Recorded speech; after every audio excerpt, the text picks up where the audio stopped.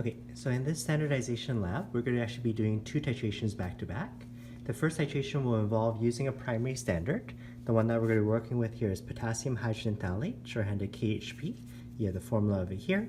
Where it says FW, it stands for formula weight. This is the molar mass, just to make it easy for you to do any calculations here. We're going to actually use this as a primary standard. Primary standards are nice. They come to us in solid form. They're really, really pure. So if you leave it even exposed to the atmosphere, it doesn't absorb water, it doesn't react with things in the atmosphere or whatnot. So that whatever mass I actually measure with this here, it actually is going to be pretty much 100% pure. So therefore I can really well determine what the concentration is. We're going to be using this one here as an acid standard to first titrate our 0.1 molar NaOH solution here. You'll notice here I have already put down as 0.1. I know approximately what it should be about. However, because NaOH here, this also comes to us as solid little pellets. NaOH is almost the opposite extreme, definitely not a good primary standard. Even if you leave it out for a couple minutes, it's going to start absorbing, soaking up moisture from the air. I may still be able to measure mass on a balance like I would normally. However, because of all that added water and extraneous reactions here with the atmosphere here, when I actually use the grams and divide, try to find concentration, I might end up being something quite a bit different than this 0.1. So by using our primary standard of KHP, we're going to use an acid standard to standardize the NaOH to figure out what this concentration is to a lot more precision, a lot more detail. I'm expecting it's about 0.1. Once I know the concentration of this bottle here, I'm going to use this NaOH solution to actually titrate another acidic standard here, in this case here, sulfuric acid. Right? Now, one added feature here, because these titrations have to be run back to back, you probably noticed by now, every time you run a titration, maybe I'm dropping base here into an acid, we basically destroy the sample as we go. What's going to happen here is I created a big vat of NaOH here. I might need some of this NaOH just to perform the titration between this one and KHP, just to figure out what the NaOH is. If I, at that point here, completely run out of NaOH, there's no sense, oh, now I know the concentration, but unfortunately I won't have enough of it to actually titrate the second solution. So one added thing you need to note for this lab here is you want to make sure I create enough of a stock solution. You're going to accommodate for the part that, you know, the first titration here, I used up a bunch of it just to find this concentration really well. Ooh, I still have enough of this one here. I'm going to use the same base to use that to actually standardize another solution. So two-part titration here. I'm going to first show you the proper method of preparing the primary standard, the standard solution. We're going to do our first titration, which is between KHP and NaOH to standardize this NaOH. And then we're going to do a traditional NaOH sulfuric acid. Note the mole ratio for this one here is a 2-to-1 ratio. Okay, so let me just reset here for the KHP. Okay, so first is to create our standard solution from our primary standard. Again, the acidic standard that I'm using is potassium hydrogen phthalate. It's usually shorthanded KHP. We do have the formula here. The formula weight we're going to use is 204. The standard solution that I'm going to make is I want to make a roughly 0.1 molar solution to react in a 1-to-1 ratio with the NaOH later on. I'm going to be making 100 milliliters. We know the volumetric is going to be the best measure of volume. Whenever it hits this mark here, we're going to know it's exactly 100.00. Only trouble with the volumetric here is because of this narrow neck, if I just toss in powder directly in here, it may end up being very hard to dissolve. So what we're going to do is sort of best of both worlds. We're going to start off taking the solid, transferring it into a beaker, do the dissolving first, transfer any rinsings that I need into the volumetric, and then eventually topping this up to 100 milliliters. At that point, we would have made our standard solution a solution of known concentration. Right? So I already have my balance. It's set to 0 here. I'm going to put on just the empty beaker. Currently it's 56.03. You might want to associate plus or minus, let's say 0.01, because that one there's not flickering there. I'm going to tare it, just get it to 0. We're going to scoop out this potassium hydrogen phthalate standard. Again, we're aiming for about 2.04. Okay, start off with not as much. Okay, so if you need more, you can always add more afterwards. Okay, so I'm going to want to scoop 2.04. I'm already 1.4 there. Don't want to accidentally overdo it here. 1.76. Okay, so just keep going. I was looking for 2.04 and I'm now, oh no, I'm too high. Okay. Technically, you could actually take the solid, don't put it back into the stock container, you can actually toss it out. But because this is just going to be a primary standard, I'm going to be doing the calculation. The lab called for 2.04. If instead of 2.04, I use 2.32 instead, I would have a slightly more concentrated solution, but that's fine. As long as I use this number for my titration, we're still fine. Remember, we want to be under 100 milliliters because that's how much total is going to fit in the volumetric. So I just have a little bit of water sitting to the side here. I'm going to pour a little bit under half, okay, just to start pre-dissolving some of this primary standard here. You're going to use the stir stick here to dissolve the solid. Because it is a potassium compound, I would expect it's going to be fairly aqueous, so it shouldn't be that hard to dissolve. Okay.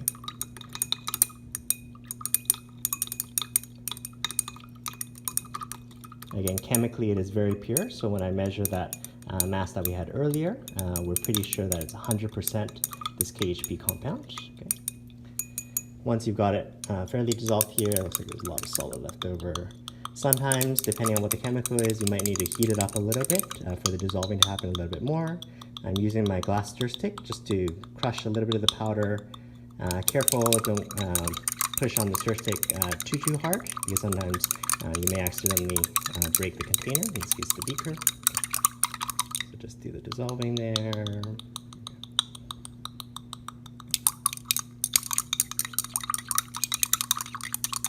This is known as the acidic standard because once it's in solution, it's going to give me a pH that's less than 7. Okay.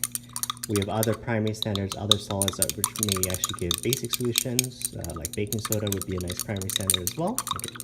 But because in the first titration, I know I want to be using this to standardize or define the concentration of a base solution, it's nice that acid neutralizes base, and then we're going to then use the NaOH, the base, to titrate it against another acid. Crush up a little bit more of this powder here.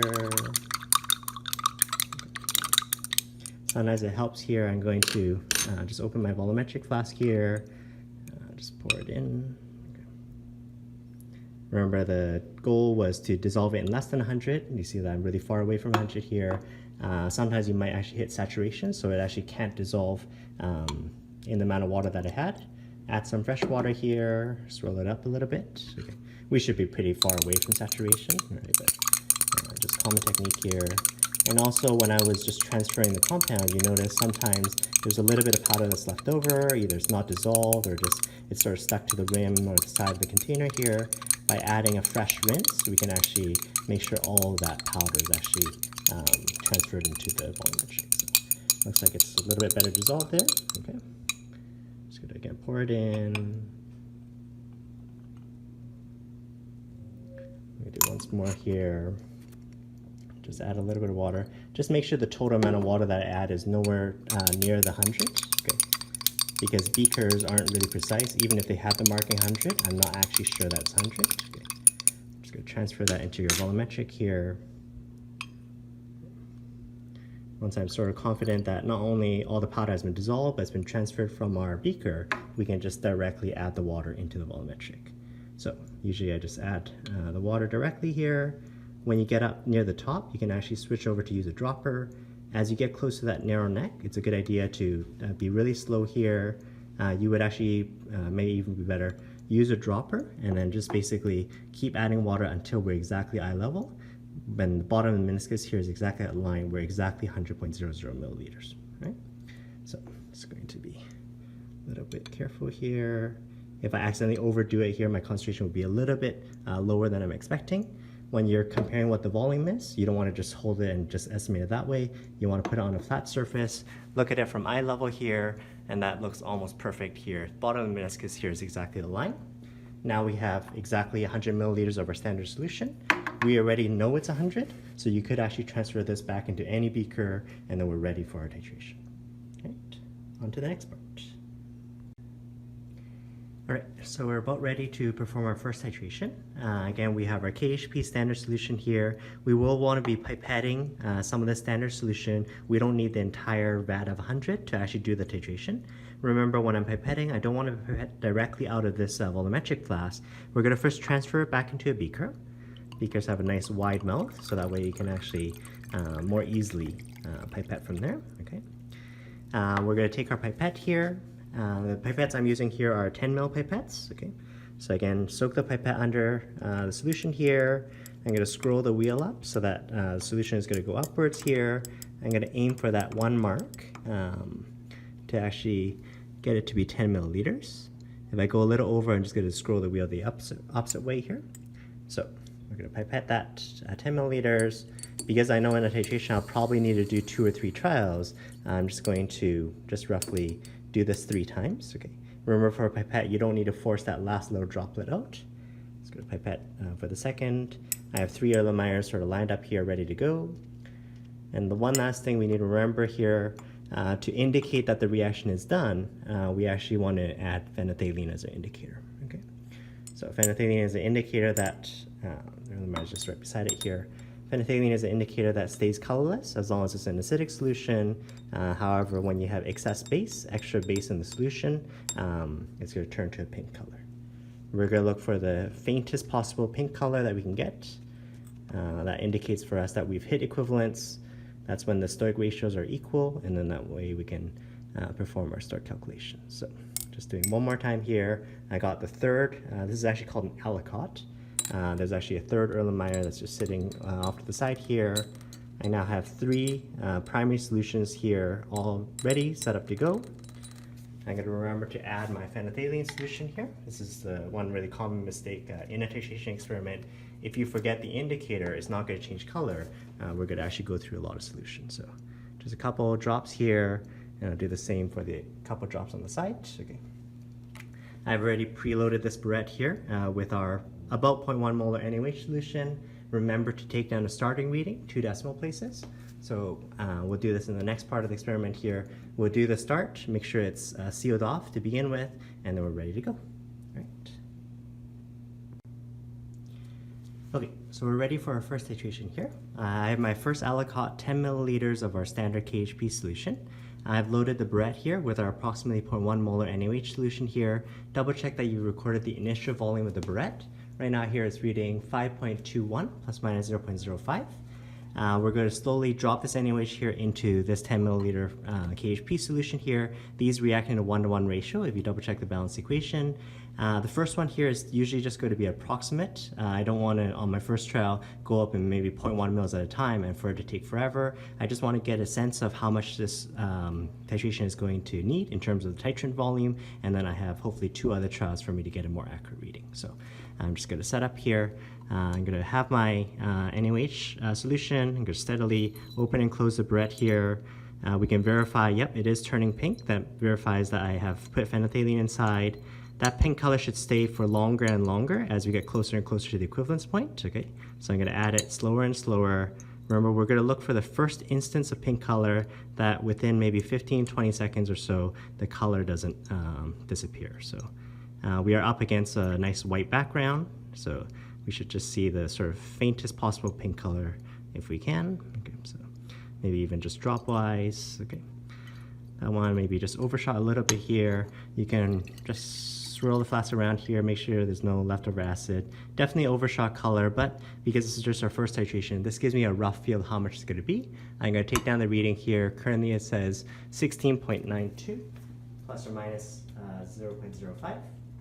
So looking at the difference, just roughly it's taking about 11 milliliters, which means I do still have enough NaOH. I don't need to top up the solution yet. That is going to be the initial volume for the second trial here. So again, this is my second alicot here, a fresh 10 mils, there was phenolphthalein inside. I already have the starting reading, again 16.21 plus minus 0.05. I can go safely to, let's say, 8 milliliters, so let's go down to, let's say, 25. Right. And then as I get closer and closer to what we sort of overshot for the first time, I'm going to want to add it maybe drop-wise, maybe even slower, half drops if I can. Keep it swirling, so that way you can get your first instance of the equivalence point here. We want to get sort of 2 trials at least that are within very, very close readings of each other. So that way it gives us a really good measure of the NaOH solution concentration. Okay. So probably just maybe even a half drop over here. Right. Seeing that pink color is sticking around for longer. Right. Again, just swirl it around a little bit here. Make sure there's no leftover acid on the outside. Okay. If you leave it for too long, just even the carbon dioxide in the atmosphere here, it becomes acidic when it hits the solution, so the pink color should eventually disappear. Okay, there is actually a side reaction going on as well. Okay, again, slightly overshot, but it shouldn't be as off as the one before. I'm going to take down the reading here. This one is 28.48. So 28.48 plus minus 0.05. That one took another 11, 12 mils or so. And then again, both these titrations took about 10, 11 mils in total. I do have at least 11 left over in this burette, so I won't need to top up the burette. If we find I was getting fairly low, I would actually refill the burette before I do this third trial. Okay, so again, I'm at 28 point, what did I say here, 48. So plus minus 0.05. Just gonna pop that down there. We're ready to do our last titration here. Again, I should be able to do, let's say 8 safely, because I know the first titrations here, we were able to titrate more than that. And then I'm just going to try to do it slower here, and that way hopefully get a better sense of the endpoint here. Nothing magical about doing 3 titrations. Okay, so if you're finding, hey, the readings aren't really agreeing even amongst 3, I still have enough KHP standard solution that you can do a 4th trial or a 5th trial. Okay, remember, you as the experimenter can decide whether value is an outlier or not. Okay. So you don't necessarily have to just average a trial just because I recorded it down within 1 drop there. That should be very close. Okay. Not quite getting the pale pink color that I was hoping for, although you saw just sort of towards the end here, that was within a matter of maybe a half drop here. Just gonna swirl it around a little bit here, just to wash down a little bit of the base from the outside, just to make sure everything has been neutralized. Okay. And then I'm just gonna record the volume down. It's just hidden by this burette stand here. I have 39.96 plus minus 0.05. Okay, so you can figure out what the titration volumes were for these 3 samples. This would definitely just standardize the current 0.1 molar NaOH solution. So this is just a sort of sample tutorial. You can't then just take that concentration. It's always going to be this number here. It's just for the solutions that I'm currently making. So I'm just going to calculate the NaOH concentration, and then we're going to set up for the second titration. Thanks, guys. Okay, so this is the setup for the last part of our titration. So we've used our KHP solution to standardize the NaOH. Although NaOH here wasn't a nice primary standard, we only knew it to be approximately 0.1 molar. From the results from the previous experiment, we can actually know the molarity to a lot higher concentration. We're going to now use the NaOH that I know the molarity of to actually titrate it against H2SO4. Again, double check the balance equation here. This is actually going to be a 2-to-1 ratio, unlike the earlier one here. I have a stock container here of H2SO4. I know it is H2SO4, but I don't currently know the molarity. I will be pipetting again, setting up 3 samples so I can do a titration. I never pipette directly from the stock bottle by itself. So I'm going to take this, I'm going to pour it into a beaker first. I'm going to get my clean pipette here. Again, we're just going to use a 10 milliliter pipette. That way I'm not wasting a lot of solution. You could also, for a little bit better precision, you might want to try one with 25 milliliter. Obviously, it would end up needing more base to titrate. However, with the 25, it gives a slightly bigger result, so therefore we can hopefully minimize some error. So I've already cleaned these Erlenmeyers here. There's our first solution. Okay. I've got another H2SO4 solution.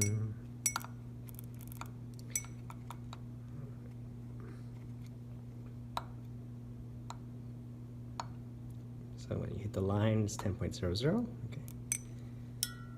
The second one. I like doing these aliquots sort of all at once, so that way when we're ready to do the titration, we can just do one after the other. You're not having to sort of switch gears again. Oh, let's get a fresh solution and then start over again. Okay. Also helps me make sure that I'm actually going to remember to put phenethylene in all 3 of them. Again, 10 milliliters. There we go. Again, you don't need to push out that last little droplet there. Okay. And then, again, my phenethylene solution here. This is my indicator. It doesn't matter exactly how many drops you use. As long as it's present, it'll be able to sense how much NaOH I'm using for the titration. So I'm just going to soak up a little bit more. And there we go. Okay. So I'm just going to double check. We're going to use the same NaOH solution from earlier. I'm going to double check that we have something more than half. I just want to get a sense of how much volume this is going to take, and then we're going to be ready for the next titration. All right. All right, so here we go. Ready for that second titration here. We're going to take our first aliquot here. This is an unknown molarity of H2SO4. just to give you a different feel, different look at what a titration setup could look like. To substitute me just using my hands here to actually swirl the flask here, I've again set up a magnetic hot plate just down here.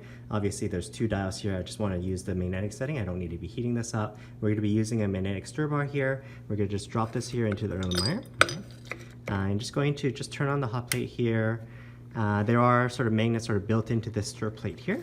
If you're a little bit off of it, it may sort of start complaining and not really swirl properly. So you might want to just play around with it a little bit here, make sure it is swirling properly. Again, that's going to save me the hassle of actually doing the swirling myself.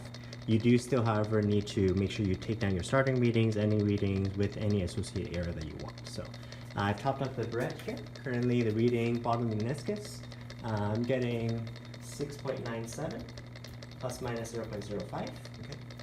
So I have some maybe 40 mils inside this barrette. This is my first time just to give it, just to get a sense of how much the titration volume is going to be. I'm going to open it here. Again, it is turning pink, which is a good sign that the phenolphthalein is present in there. As that pink color stays for longer and longer, we're going to just steadily make it slower and slower.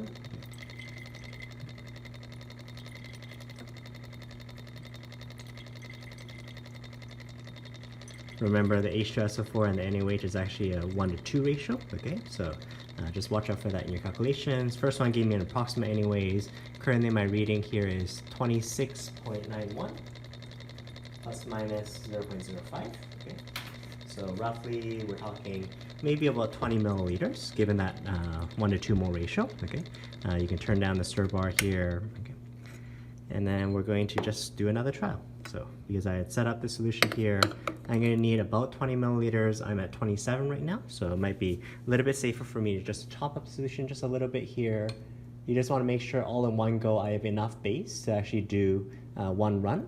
I don't want to have to reload in between, or else that's going to introduce some error to my measurement. So having topped it up a little bit here, I'm currently at 15.92.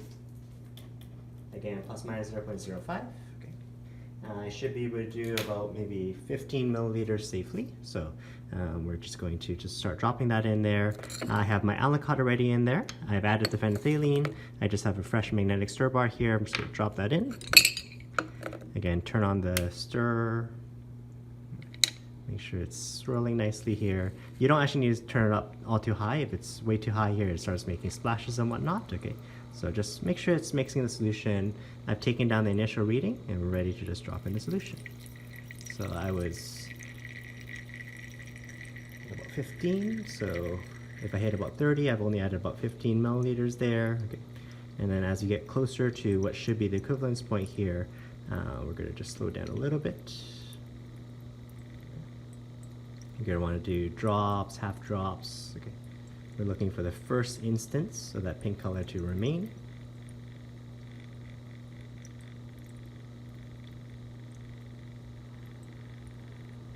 The 1:2 ratio is only important when we actually do the calculation. Okay. But assuming these concentrations are fairly similar sort of across the board, it may take, let's say, like twice the volume as I may have expected. So I'm just going to keep tossing that in there. You can see that pink color. As that pink color stays for longer, it means I'm closer to the endpoint. You notice that there's a little bit of a pink droplet here on the top. So maybe with the squirt bottle, you can just add a little bit of water, just start squirt down that on the side. Okay. It's okay to add extra water to this here because ultimately we're just trying to figure out how much base did I need to actually titrate away. The moles of acid is actually constant down here. So you just add another drop or two. Remember, it's a matter of a drop or maybe a half drop that the color ends up staying. So when you get really close to that equivalence point here, when the endpoint changes color, okay, they're finding our first nice pale pink color there. We're going to want to take a reading. So color staying. And then we're going to take down here. This is 35.31.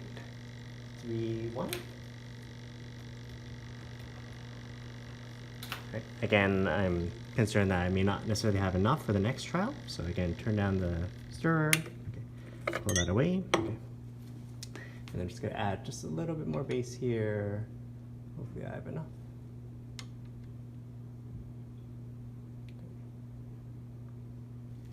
Maybe even need to take a little bit more from my stock bottle. Remember, we had created a big vat of NaOH, so that way, whether it's for the first titration standardizing KHP or the second titration here, we can load up the burette. Again, you can load up as much of the burette as you want in between trials, just not during one trial. So I'm just going to load up this burette here, let it settle a bit, take down an initial reading here. So I'm getting here 21.05. Again, plus minus 0.05. And then we're ready for our last solution here. Here's a fresh alicot that I made again. We have our magnetic stir bar. Just gonna slide that in. Turn on our stirrer, make sure that's mixing properly there. Just looking roughly at my earlier trials here, it's taken 16, 17 mils or so. So I should be able to go safely, let's say 14 mils, okay? So I've recorded down the starting reading. We're gonna go about 14 mils from here. This is why you do it a couple times so you're not sort of doing it drop-wise, okay? So I was safe for 14. This should get me pretty close to the equivalence point here, and then maybe just drop-wise, slow it down as you see that the pink color is staying for longer and longer. Okay. And again, we're just going to watch for the first instance that the sort of pink color seems to just stick around. If it becomes overly pink, unfortunately we've overshot, and then we'll probably need to create a new alicot of the solution. Okay. But the whole point is to look for that first instance of changing, so you have a really good handle, there's no excess base that we tossed in, and that way we can do our stoichiometry without worrying about any limiting excess. Okay? So nice pink color here, maybe a little bit under. I might even want to just take a reading right now. So that is 40.56 plus minus 0.05. If I'm not sure that I'm exactly hit the point yet, I'm just going to maybe do a half drop here. You're going to take your squirt bottle here. Let's squirt down this half drop. So this is a stir bar complaining. So with that half drop there, let's let the stirrer just find the marinate again. So still maybe slightly under here. Might want to do another half drop. If you're finding the stirrer is a little bit going wonky, you can just turn down the stir setting. Okay. And again, maybe I'm going to want to do another half drop. Okay, or one drop there. And that should be really close to the equivalence point. So I'm going to take down one final reading here. I'm getting this as 40.72 plus minus 0.05. With the 50 ml burette, I made sure that within any given run, I had enough titrant to actually drop in so that I didn't have to reload in the middle of a trial. All right. Thanks, everyone.